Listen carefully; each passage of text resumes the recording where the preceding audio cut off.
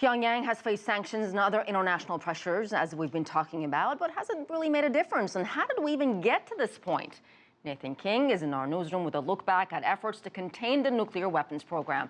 Hello, Nathan.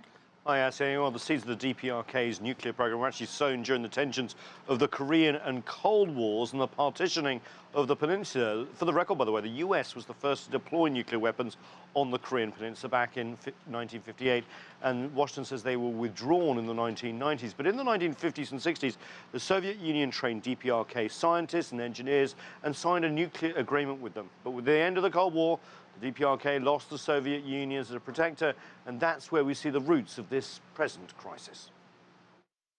In the 1980s and 90s, there was a growing suspicion that the DPRK was on path to a nuclear weapon, especially after an international deal to give the DPRK security and energy guarantees in exchange for abandoning its program fell apart.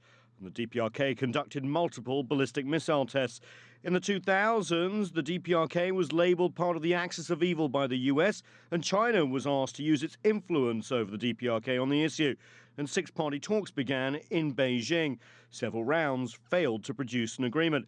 In October 2006, the DPRK announced its first nuclear weapons test, and the UN Security Council imposed tougher sanctions. However, there was a lull in 2007. The DPRK agreed to shut down a nuclear reactor after receiving fuel aid, and international inspections resumed.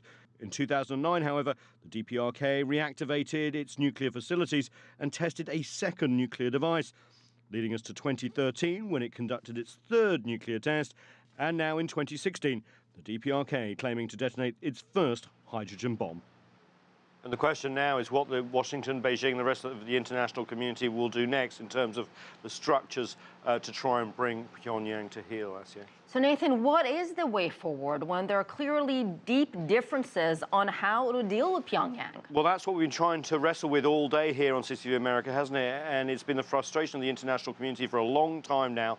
Crippling economic sanctions against the DPRK have seemingly only emboldened Pyongyang. The six-party talks, the main vehicle, have been stalled for years. Washington wants the DPRK to freeze all nuclear activity before their resumption. That doesn't look likely. And there are differences, major ones, between the US, China, Japan, South Korea, and Russia. Washington is pressuring China to put pressure on the DPRK, but Chinese leverage over its neighbor is limited. Remember, Pyongyang didn't even warn them about this test the first time they've done that, and there are fears that a crisis in Pyongyang could lead to millions of refugees fleeing across the Chinese border.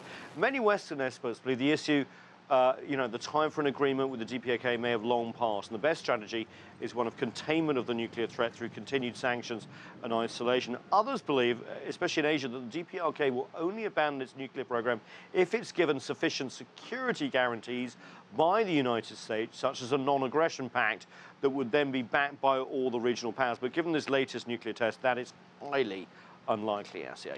All right, CCTV's Nathan King reporting from our newsroom.